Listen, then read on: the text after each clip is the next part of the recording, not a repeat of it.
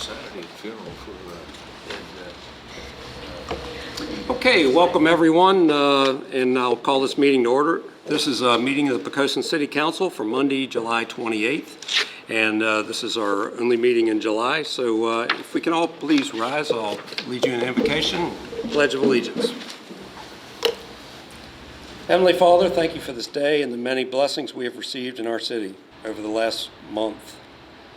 We ask for a portion of your wisdom as we deliberate the issues before our city this evening. And we ask that your presence be felt by those who serve our nation, city, and state, either in military service or in public safety. In Jesus' name we pray. Amen. Amen. I pledge allegiance to the flag of the United States of America and to the republic for which it stands, one nation, under God, indivisible, with liberty and justice for all.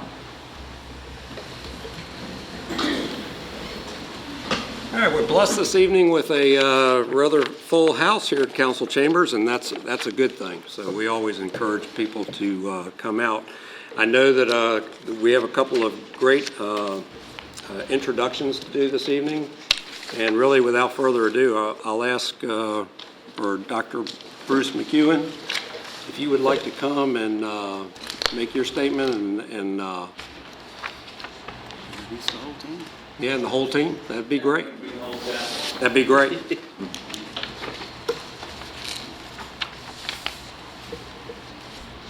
Well, thank you guys very much for your time. I appreciate being here. For those of you who do not know me, my name is Dr. Bruce McEwen. I've been practicing chiropractic here in the city for over 17 years. I first moved to the city over 30 years ago with my parents, and I'm proud to have graduated from Poquoson High School. I won't tell you the exact year because I'm afraid you'll do the math. After Virginia Tech and chiropractic school in Chicago, I returned to my hometown where I've been practicing ever since, and it truly has been my pleasure to practice here in this great town with all the great families that are here. Hearing the call for so long by so many for a desire to have a family medical doctor right here in Poquoson encouraged me to make a leap of faith and remodel my entire office space and search out for a family medicine specialist who shared my desire to practice modern medicine with a hometown touch. Well, I'm happy to tell you that here she is standing with her hand-picked staff. I'm very pleased to introduce Poquoson Family Medicine's medical team to you. Right here is Dr. Teresa Ledger, her senior medical assistant and front office manager, Mrs. Rebecca Hollis, her junior medical assistant and lab tech, Miss Katie Lamb. They truly are a great team, and they represent the starting lineup for Poquoson Family Medicine. We have intentions to expand the family medicine practice into the entire office space with multiple practitioners, and these are the trailblazers that will lead that effort. So I'm now going to hand it over to Dr. Ledger to say a few words, and then my wife, Eva Marie, will, I think she's going to show you a couple snapshots of our newly renovated medical office that was built with you guys in mind. So thank you for your time, and I look forward to serving your medical needs right here on Wythe Creek Road in Bull Island. So that being said, Dr. Ledger.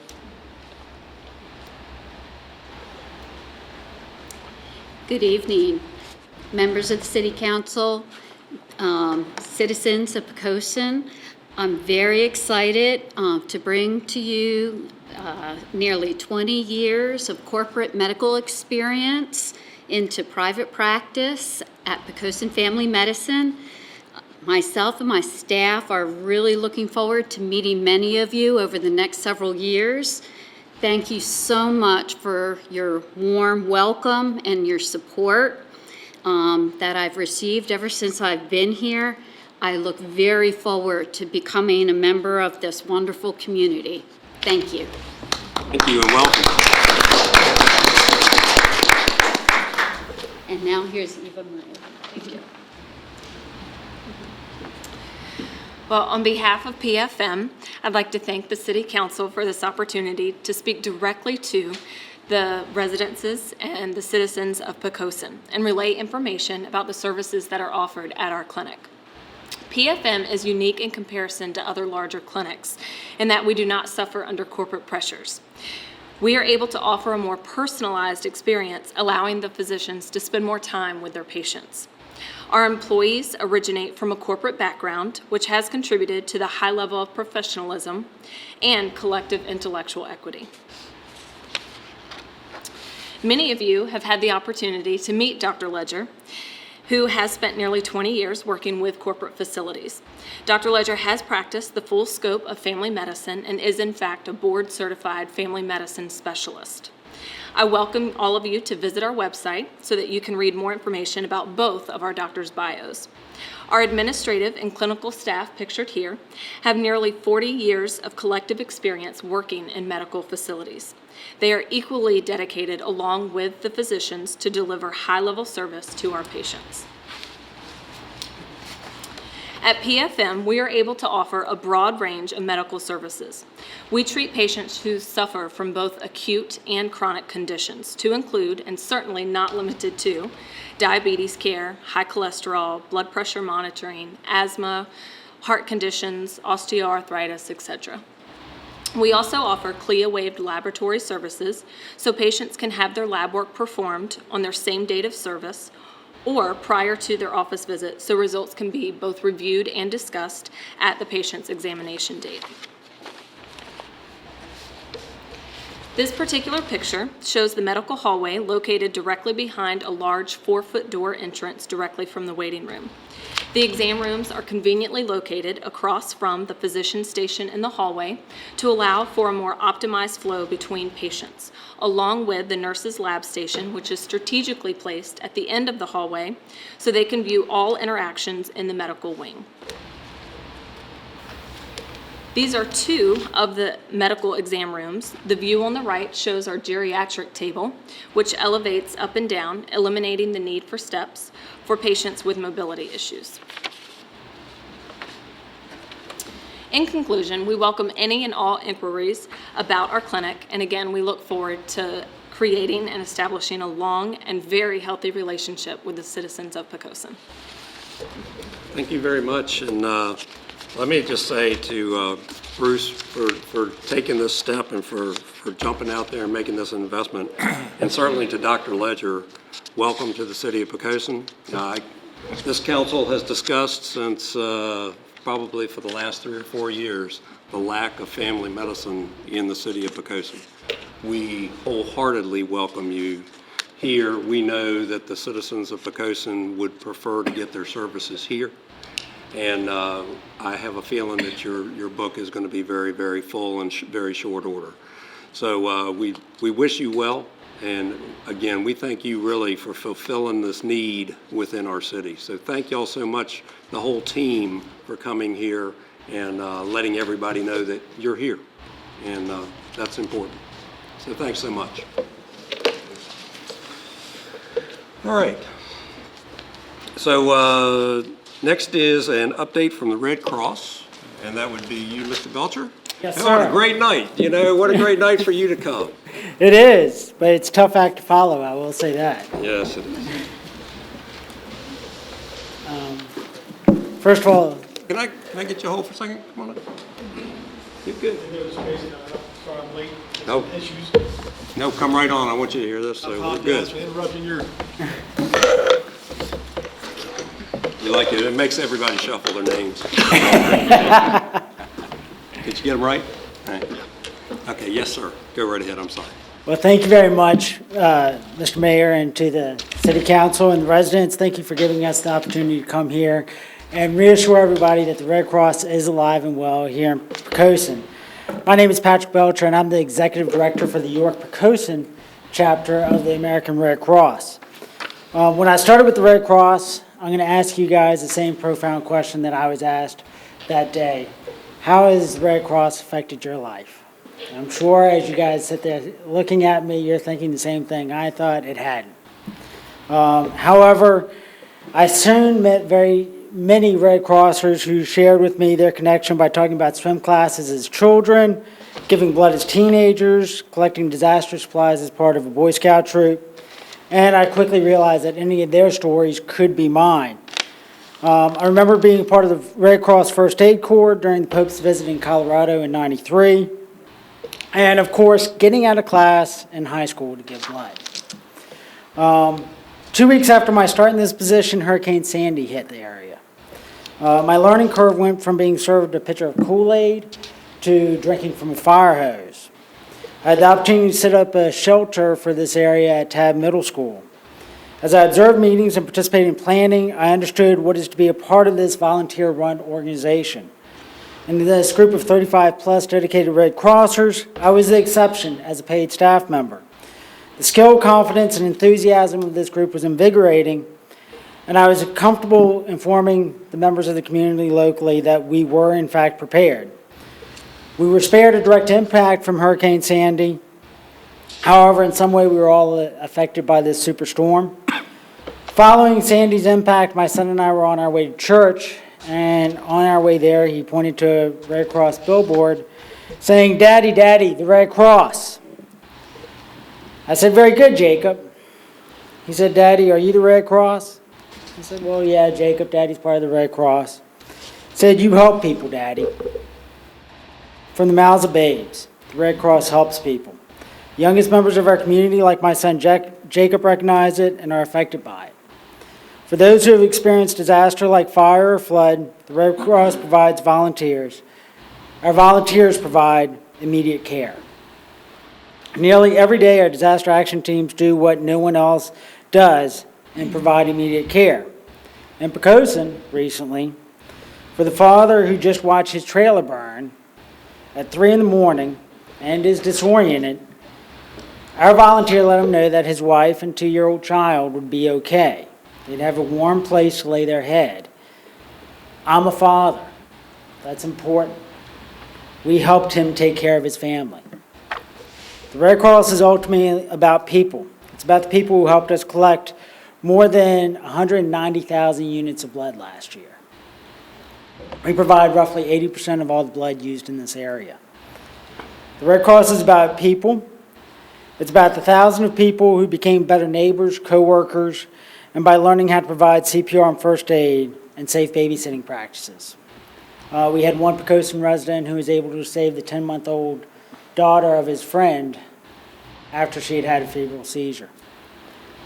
It's about the more than 1,500 volunteers who help us keep the Red Cross going every day by answering phones, planning events, and serving as board members like Sandra Hood, another Poquoson resident. We're not a part of Washington, and we get no funding from the federal government. It's just like each of us, whose role is ever expanding and being asked to do more with less. Ultimately, my vision for the York Poquoson community is simple, is that we're always present for the next superstorm, the next house fire, or the next military family who needs our assistance, such as the 80 emergency communications that we provided this past year. As the executive director, I ask the council here to join me in making sure the community is aware of the Red Cross and what it does. And invite your coworkers to blood drives, find out what the next training class is and tell your neighbors. Or be sure to tell how the Red Cross helped that family out of fire. Can I answer any questions for you guys? Any questions? Well, let me just say that we do recognize what a service the Red Cross is to the city of Poquoson. And you've been there with us in the past. I will tell you our personal experience. When you asked that question, I was thinking about the mayor's blood drive because it's the first time that I've given blood in my life, and you named it after you. So since you called it my blood drive, I had to do that.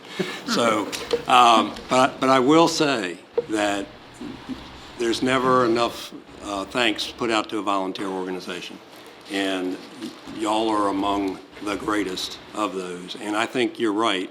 Sometimes that we learn to overlook everything that the Red Cross does for us. And I thank you for coming here and keep making us aware of that. And we will certainly partner with you as we have in the past. Well, thank you very much, Mayor. And I do have some sheets of information for you guys. Just That would be great. That would be great if you handed it to Judy. We will get them. I appreciate that. Thank you all. Thank you. Thank you. Okay, and Last but not least, this is, Randy, you're going to introduce some new fire employees, or would you like to have the chief do it? Well, you know, I typically do it, but since the chief was kind enough to also come, I'm going to invite him to come forward, recognize his 3 folks, and then I have one additional person I'd like to. That'd be great. That would be great. Chief, we're always happy to see you. I'm always happy to be here. Mr. Mayor, members of council, 3 new members. One gentleman comes to us as a transfer from the police department, Okay. Mr. John Foster. Come right on up. We need to train Bob on how to get those cameras to work to make sure that you're on them. The next 2 gentlemen come to us from our volunteer organization, the fire company and the rescue squad. First one is Mr. John Farrar. Welcome, John. And the next gentleman is Stephen Katona. We call him TK. All right. And we're extremely pleased to have him on board. Would And any of they'll y'all, be- would y'all like to talk to the citizens That'd be directly and tell them about yourself? Hello, I'm John Foster. I've worked with the police department for a little over 2 years now. I've enjoyed my job ever since. I just got a little tug to transfer different kind of public service, so decided to start my career with the fire department. I've worked there a few days and I'm quite pleased, and I'm looking forward to getting through academy and serving the citizens of Poquoson through the fire department. Well, welcome, and all public service officials are welcome. Okay? Thanks, sir. Hi there, I'm John Farrar. I'm originally a resident of New York. Military brought me down here. I retired here just this last year. I've been a volunteer here in the company for the last 11, 12 years and decided, you know what, this is what I want to do with my retirement. I want to stay on and keep on doing it. So Well, I we're look forward to thrilled to have serving the citizens of Poquoson again. We're thrilled to have you and to have that expertise in the background as well. That'll serve us well. Thank you. And thank you for your service. Hi, Stephen Katona. Been volunteering in the fire and rescue squad for 6 years now. And I've always wanted to come to this side and finally got the opportunity thanks to Chief Holloway here. So look forward to still serving the citizens of the city. So. Well, we're looking forward to a long future with you as well. So, and thank you for demonstrating basically the amount of work that it took to go all the way through the volunteers into the professional organization. Yes, sir. All those qualifications and all those years of service, they will serve you well and they will serve us well, right? And he looks like he's big enough to pick up the fire truck by himself. Okay, that's good, and that's always good. So, but welcome, and welcome to all of you. Thank you so much for coming this evening and introducing yourselves. Thanks, Chief. Thank you.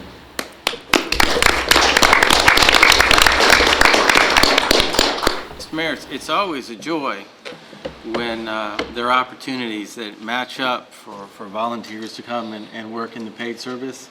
It's a partnership, and this is just another way the partnership works. And in 25 plus years of public service, I have not had a police officer wanting to go to the fire department or vice versa. But the great thing about John's decision is that he chose Poquoson. He could have gone to be a fireman someplace else, but his commitment to us transcended his job, and we appreciate that. And the last person, and he doesn't know I'm going to introduce him, but Daniel Brown, come on forward. Daniel Brown is an intern working in city manager's office, which means he's really working in economic development and some finance and some HR, and we're trying our best to give him more stuff to do than he possibly can handle. But Mr. Brown is a student at Hampton University, and hopefully we're certainly benefiting from having him there, and I hope that he's benefiting from his time. Daniel, anything you'd like to say about yourself? Oh, like you said, I wasn't expecting to get introduced, but it's exciting. This is what I want to do, go into government, particularly a smaller government like city government. And everything they have me doing is definitely like helping me out with my experience. There's a lot of reading. I've realized that very early, very, very early. So I'm just happy to be here, and all the experience that I'm receiving now is very helpful. So. Well, thank you for what you're doing for us as well.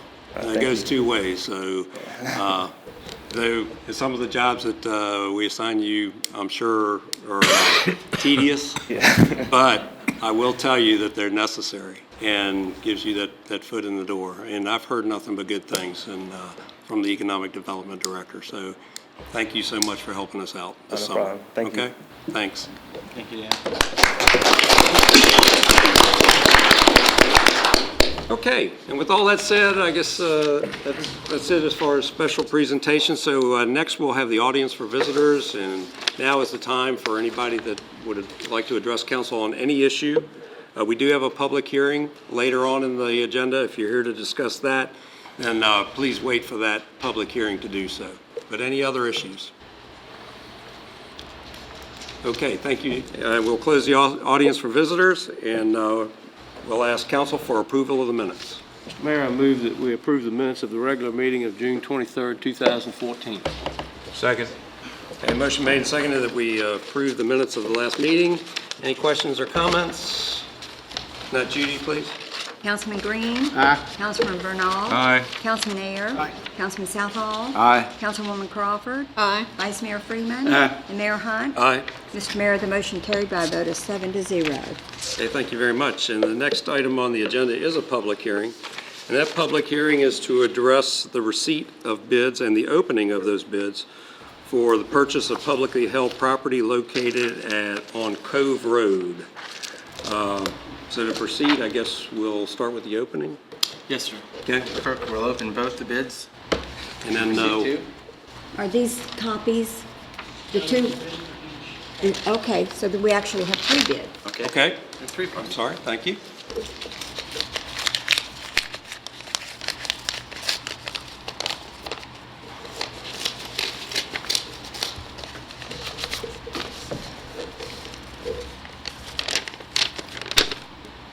The first bid is from John I. Martin. He said, "I'd like to place a bid on the 2 parcels of land on Cove Road." He gave the tax map parcel numbers. His bid is $40,000 for both pieces.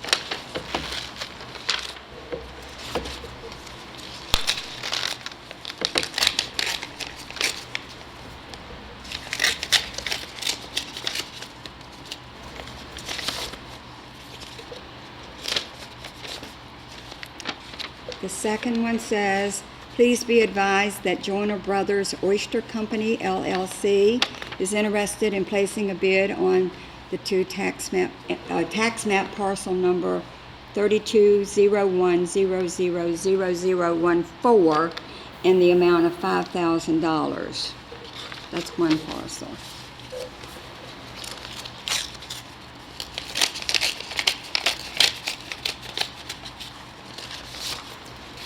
And the third bid is from Joyner Brothers Oyster Company, LLC. They're interested in placing a bid on 3201000013 in the amount of $5,000.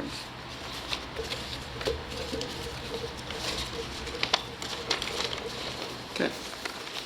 So we have the 3 bids received. 2 of them represent the 2 adjoining parcels for $10,000, the other one for $40,000, as my understanding, and that $40,000 is for both parcels. My Is that correct? bid is $40,000 for both pieces. Okay. Not for each, but for both That's together. for both pieces. Together. Right. Okay. So next thing that we'll do here is open a public hearing to hear any comments of the public or the bidders. If you'd like to come forward and give us your thoughts on this bid process or the city's future decision on that. Any speakers? Okay, seeing none, I'll close the public hearing and ask for consideration by council. Mr. Mayor, I move that we adopt an ordinance for the city of Poquoson, Virginia, granting the purchase of publicly owned property located on Cove Road, and that the bid of John I. Martin be accepted in the amount of $40,000. Is there a second? Second. Okay, motion made and seconded that we accept the bid of John Martin for $40,000 for both pieces. I will say to the public that I think this is near appraisal value of the property, is that correct? It's near purchase price. Near purchase price of the property, or for what the city did pay for it. So with that, then the purpose of, did they spell out in their bid what their purpose was for the property? Judy, did they spell out their purpose for the property? No, they do not. Wait a minute, I've got Joanna, hold on, let me pull it. No. All right. Is that something that the public would like to know? Would the public need to know that before we decide this? Not necessarily, but I know that, well, we've been, at least what our intentions were in doing this, and that was seafood processing. Is that correct? Yeah. But I do know that Mr. Martin intends to build a building on another piece that's adjacent to this. And the only thing he plans to do with the 2 lots that are being bid here is one of his entrance and exit will come across one piece of property, but he has no intention of doing anything on the rest of the property. Is this something that we have to decide tonight? Is it something that we might benefit from allowing another week's worth of, or month, I guess, at this point, worth of public input? Because I don't know that the public has really knew much about this. Well, I will tell us all that, one thing is that we don't have a meeting for a month. If it was 2 weeks, that might be one thing. That maybe we could wait, but a month is an awful long time for somebody to wait. Nobody can rebid, so the bids are now closed. So nobody else can bid. You have the 2 succinct bids. We can make we have a motion to approve the bid of $40,000 and move forward with that. So that's basically, without anything else, we'd have to take a vote on that right now since that's made and seconded. And But any other I do know that Mr. Martin is having a plan developed at this time and wants to move forward quickly. Do you have on record what the city did pay for the property, For the assessed value? or both? Yeah, Yes, we do. I can't tell you the assessed value off the top of my head, but I believe what we paid for the property was $40,000. If anyone on staff knows better information, please let me know, but I believe that was the numbers there. I'll tell you what we can do. We can add the appraised value and the assessed value, the paid value and the assessed value to the meeting minutes once we ascertain that information. Is that fair? Not if I don't hear it. I would like to, Well, I can, in that case, we'll ask somebody to go get it off the computer. In looking at the city records, the current assessment, let's find the parcel number, map number 32-01-00-0013. The current assessed value by the city is $48,700. Correct. On That's, parcel, go ahead, I'm sorry. Go ahead. on parcel 32-01-00-0014, the assessed value is $50,200. and we have a bid to buy both of those for $40,000. The property was, it looked like to me that both parcels were purchased for a total of $40,000, but that record is not. The way it's written on here, you could read it to say they paid $40,000 for each parcel, but I believe it was $40,000 for both parcels together.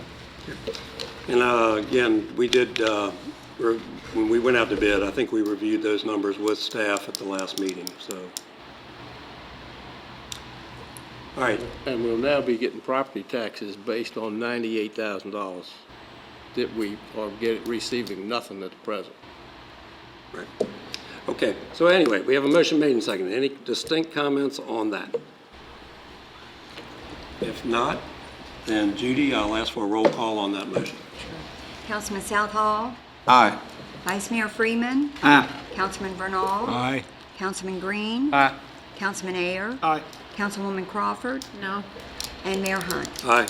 Mr. Mayor, the motion carried by a vote of 6-1. Okay. All right, very well. Next item on the agenda this evening is an ordinance. This is under new business, amending the sewer ordinance, and this is payment of availability fees. Sorry. Mr. Mayor, this ordinance is here under my sponsorship. Before I talk about the specifics of the proposed change, I would like to highlight the context of the memo that came along with it. In reviewing our sewer ordinance, our utility ordinance specifically pertaining to sewer, it's my opinion and that of the staff that this entire ordinance needs a soup to nuts review. It's somewhat dated and it needs to be updated to reflect both our current and past financial commitments, which are a basis for the availability fee, our future capital requirements for the system beyond maintenance, as well as the maintenance requirements for the system.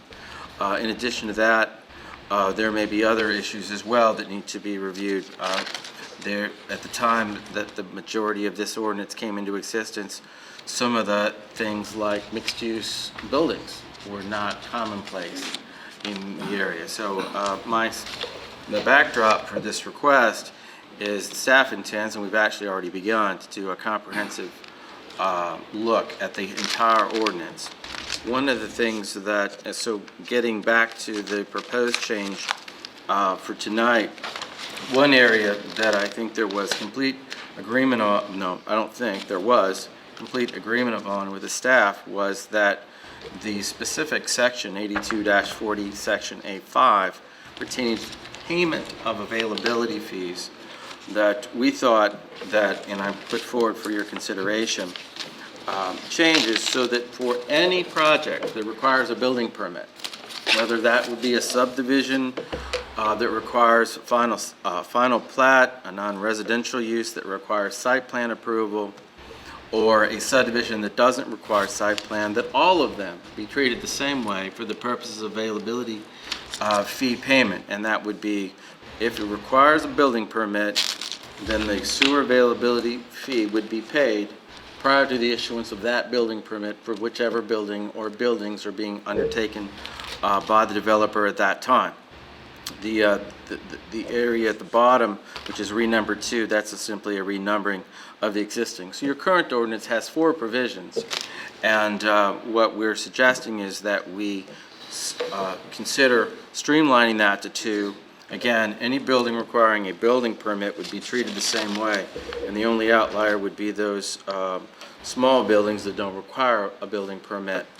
The city still gets the availability fee before the building is constructed. You won't get a building permit without it, but if you've got a site in which you might be building several buildings over a period of time, at present, if it's a non-residential, you need to pay all of those sewer availabilities up front in order to get your site plan approved. This would allow, instead of the upfront front-loading of those costs, to be able to program it over the course of the project as each building is ready to move forward. That would be the trigger point. I'd be pleased to answer any questions, but we did not anticipate that this would be that we would make a change to this recommendation as we went through the larger, and it is relevant because we have developments that may well be going through the development process in the near future. So that 6 months period, we have ones that may well be in the queue between now and then. Okay.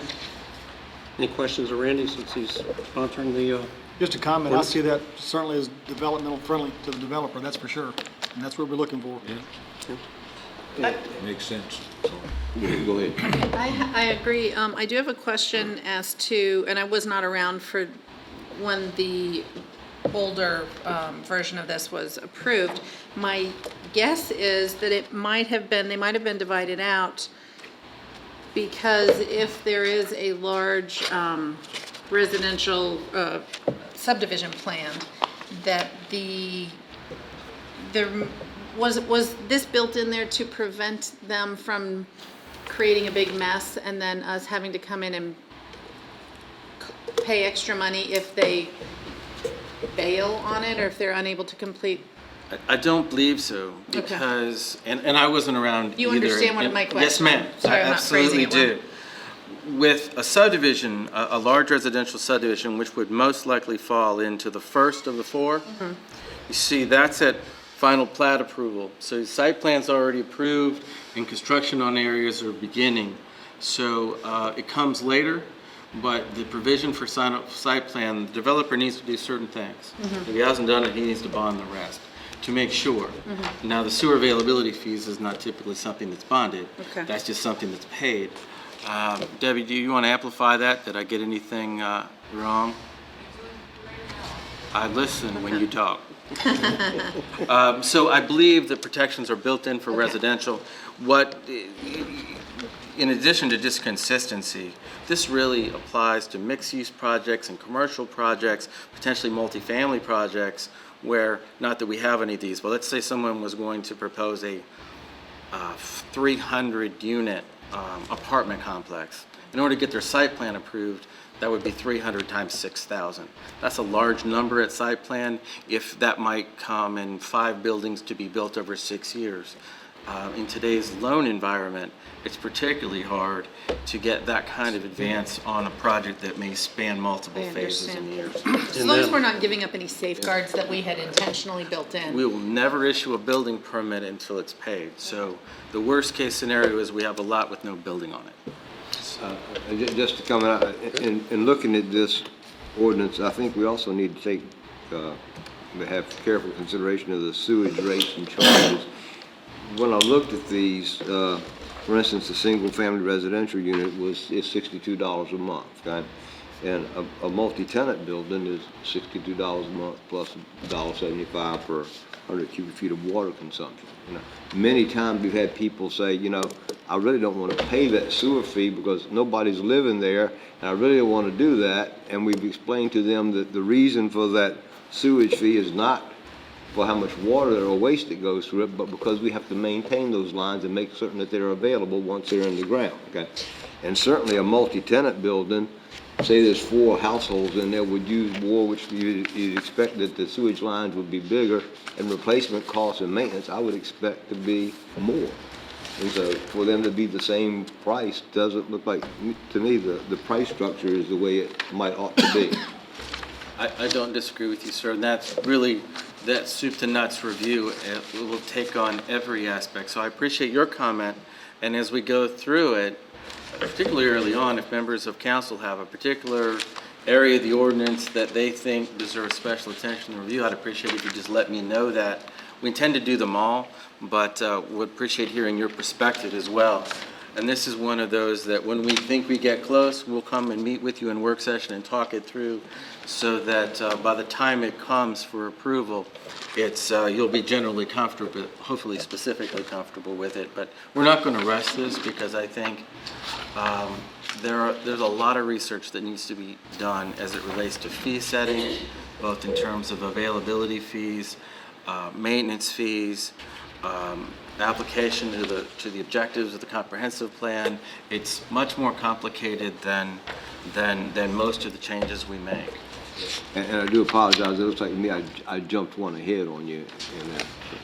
So good. The comment remains. That's good. It's the same ordinance, sir. So. If I could, with Tracy's point, and I think you did answer, we'd have surety bonds to protect us so there would nothing happen at the end.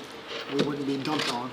Absolutely. For the general cost of development, if it's a requirement of the developer, he or she either puts it in or bonds it, depending on the nature. With a sewer availability fee, the way it works now is it's a condition of something before you're too far down the road. So this would make sure that as each building plan permit, is issued, that fee's paid. Okay. So it doesn't have a provision to hang it off the backside of a constructed building. Thank you. I think it's well-founded, and I like the way that, Randy, you've laid it out to move forward. I will let council and the public know that I think the paying availability fees for a subdivision that may not even be approved before we even approve it is just not good business for anybody, including the city, who may have to refund all of that. So even if we took those dollars in, we couldn't commit them to anything until we were sure that the subdivision plan. So it's like an extra step for the city as well, to hold that money until an approved subdivision is actually done. So waiting for the building permit, it seems to be a logical choice. So I like the way that you're going to go through the whole thing, because as we all know, the dynamics of building have changed quite a bit.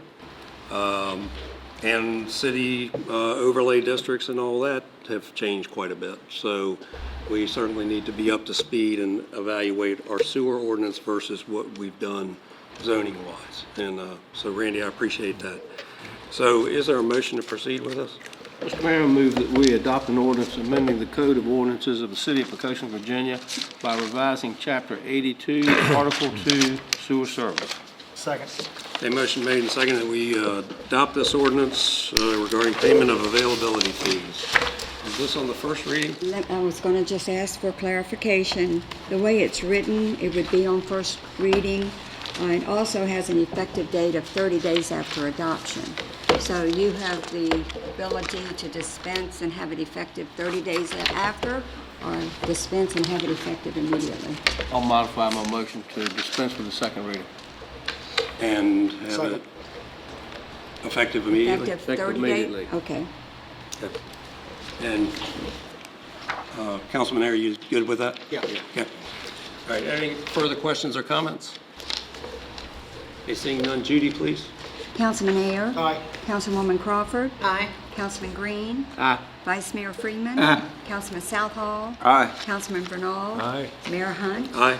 Mr. Mayor, the motion carried by a vote of 7-0. Okay, thank you very much. The next item under new business is an ordinance amending Chapter 66 of the City Code, establishing solid waste collection fees. I think we've got one other 82. Did I skip one? I'm sorry. They told me to save time on the meeting, so I skipped that one.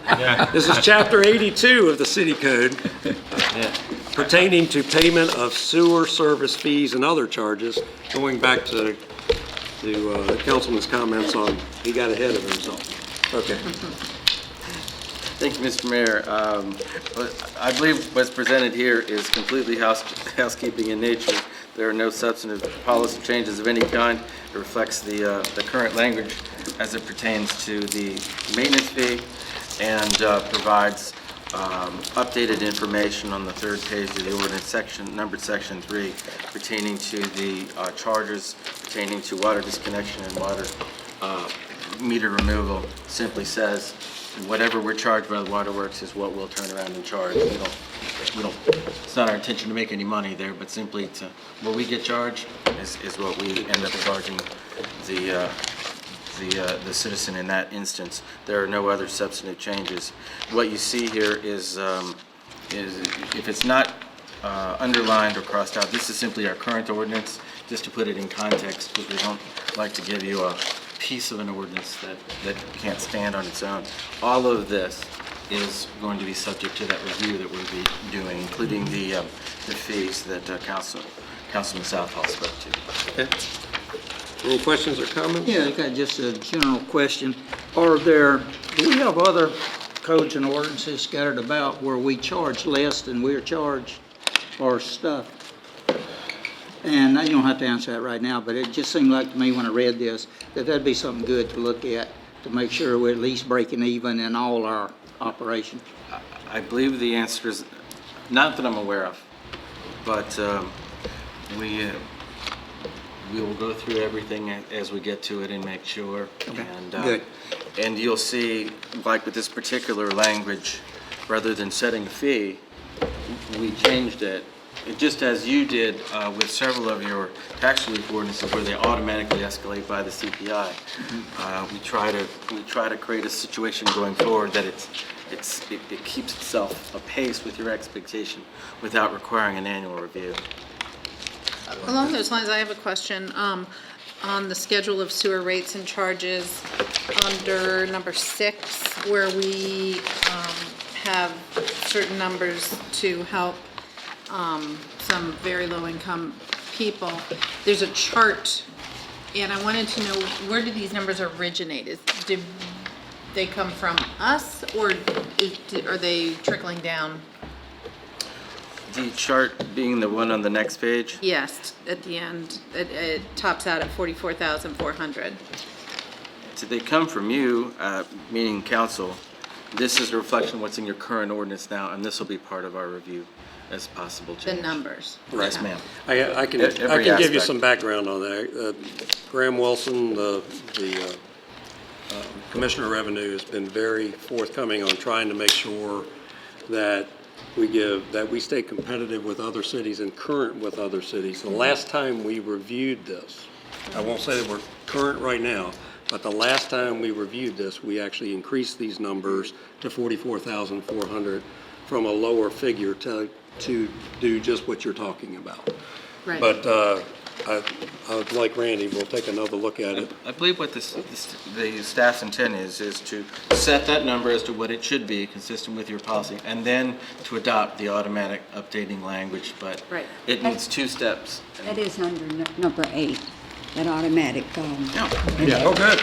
Right, so you're gonna actually do it on the Here. consumer price index. How are you started? Okay. What we'll try to do, and I probably wasn't clear in the first point, whenever we adopt an ordinance, when we readopt portions, we'll update that number. Right. And keep the same provision in there, but so that you don't have to do 13 years worth of math. Right.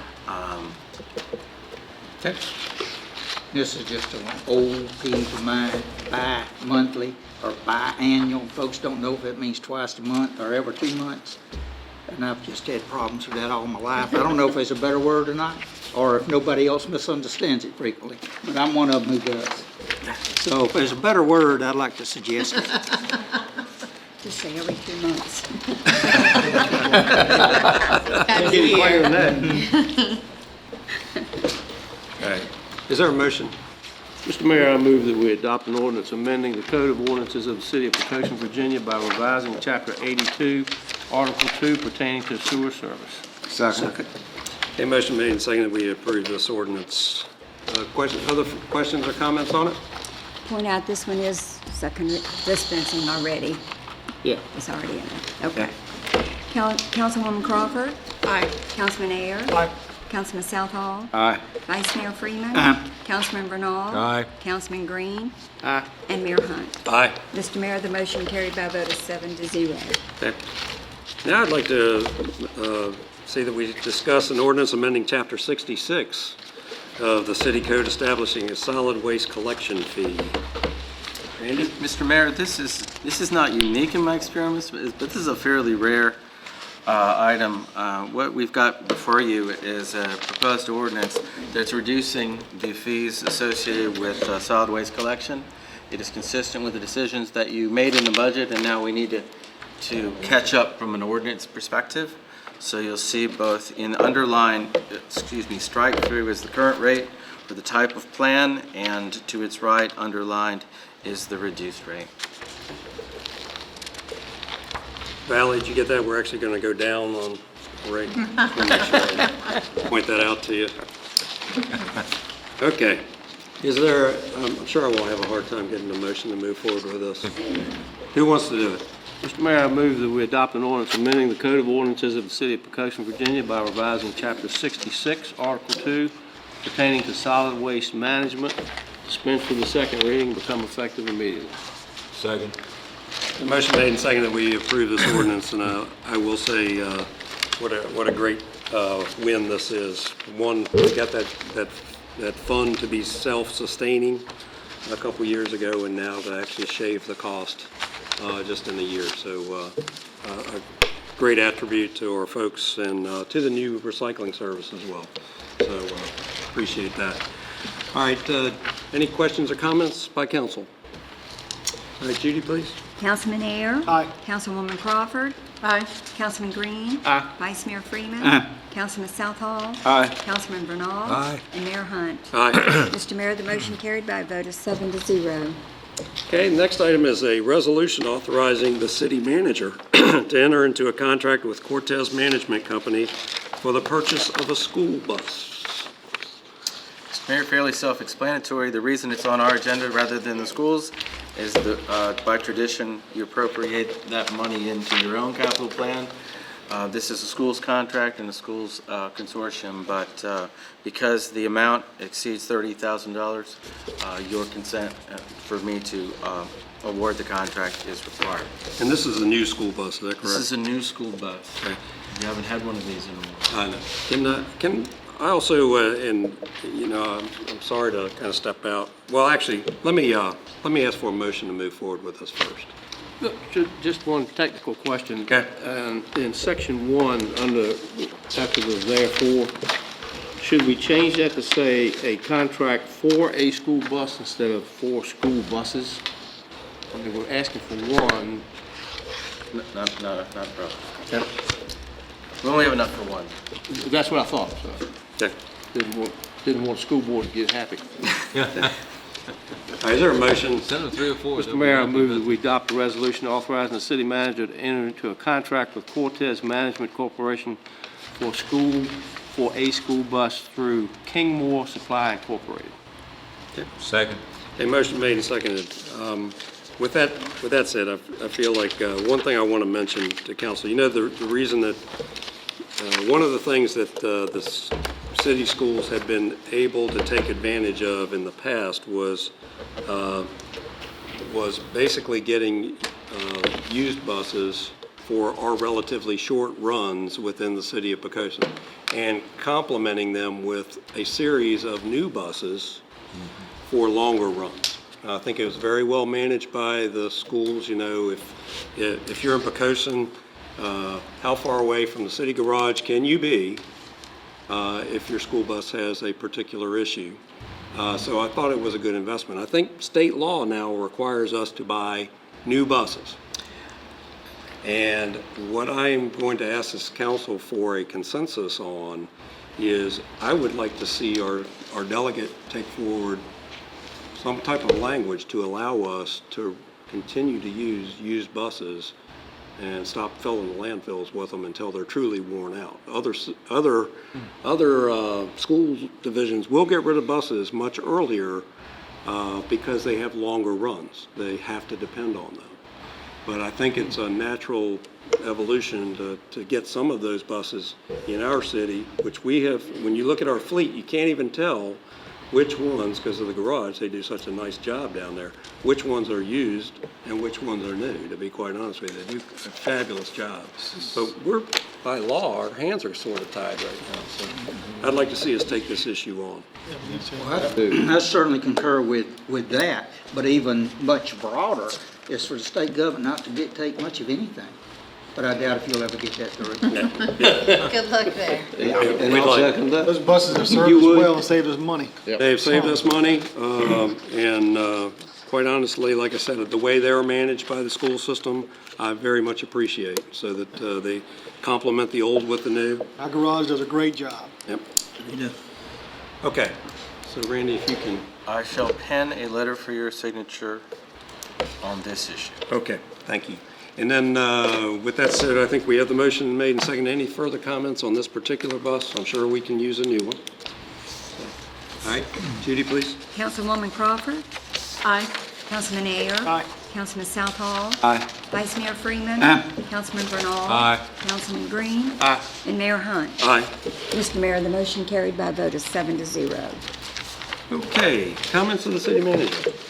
Mr. Mayor, it's a fantastic day with Dr. McEwen and Dr. Ledger here. One of our first economic development priorities upon arrival, something that I heard from each member of council and many members of staff as I made my way around, is we need a doctor. A full-time doctor that can take care of folks in Poquoson. And while it won't be the biggest priority we ever achieve, it was the foundational one, and it took a lot of people. And one of the great things that Dr. McEwen didn't highlight, but it's true, is when he was looking on where to do this, it was really another Poquoson businessman who said, Dr. McEwen, before you look anywhere else besides Poquoson, go talk to the city. So that kind of re-referral and self-reinforcement is fantastic, and I just wanted to highlight that. I don't mention the gentleman's name. He probably would rather remain anonymous, but it was really our business community self-reinforcing in a partnership with us, and it's terrific. And I'm a client, and they do a wonderful job. Great. It's also a nice time. One of the when you start as the new city manager, you speak with council members, and they all tell you things that are important. And each time that we're successful in crossing one off the list, you take great pleasure in that you're helping to advance the ball. Well, this past week, we got the last one off of former Councilman Krieger's list. He said to me in the first year he had come back from a VML meeting, and he said, you know, they recognize communities that do outstanding stuff, and it would really be great if Poquoson could win one of those one day, and we did. And for our economic development marketing rebranding initiative, that'll be presented in October, but that's exciting, and I'm very glad for it. And finally, I attended a meeting today of the region of the Peninsula Mayors and Chairs, and as part of that, we got a briefing from the VDOT administrator in our area on 64 widening. I know that's important to everyone, and the very short version is the project remains on the accelerated schedule. They hope to have it under contract by the end of 2014 and constructed and built by the end of 2018.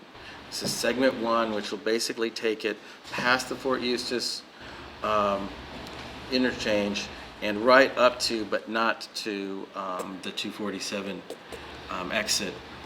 So everything is on track. And we'll work on that exit next.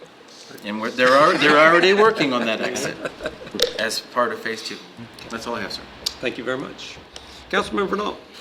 Just to add, echo what Randy said about having Dr. Ledger here, and along with several of you, toured the office facilities, and they've done a beautiful job of making that a first-class facility. So that just adds to the quality of the service that we now have in our city. Great. Councilman Air. I do apologize for being late. I did listen outside the door to Bruce and Dr. Ledger, and certainly glad to have them.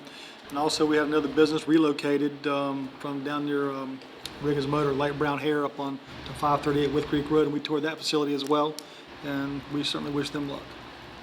Okay. Councilman Green. Just like to thank the Tabernacle United Methodist Church Women's Bible Study Group for hosting the food bank last Tuesday. It was a hot day, and some of the husbands came to help because we need a little muscle to unload the truck. Thank Bob for his usual early setup, moving the tables, and Ed and Sherry Harper are always there to help, so it makes it run really smoothly, and everybody was very appreciative. Our next one will be August 26th, and we're back on the schedule where our meeting will be prior to that, so I'll be reminding people at our next meeting. Okay. And council's turn to do that is? We'll be glad to have you. We'd be glad to do it. All right? All right. Okay. They said yes, Dale. I realize that some council members have to work, so. Some of us do, that's correct. But Just second the previous comments and to welcome our new city employees, new fire employees, and welcome James Bell, an intern to the city, and glad to have you here. And gonna be a quick night. all right. Councilwoman Crawford. I just agree with everything that's already been said, and it's a good place to work and a good place to live in Poquoson. So I'm proud to be part of it. Great. Yeah, that summed up everything I had. I had a whole long list, and everybody's talked about it, so I'm good. Now, Vicki asked me not to say anything tonight. She said something about being in a hurry. So I'll withhold any comments. I will tell everybody, continue to be safe this summer. Summer will come rapidly to a conclusion. I know it goes by faster than we all like. Please enjoy your families. Please enjoy your time at home.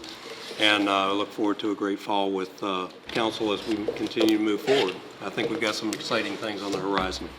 So, with that said, I'll ask for a motion to adjourn. So moved, Mr. Mayor. Second. A motion made and seconded. Judy, I'm not even going to ask them. Councilman Green?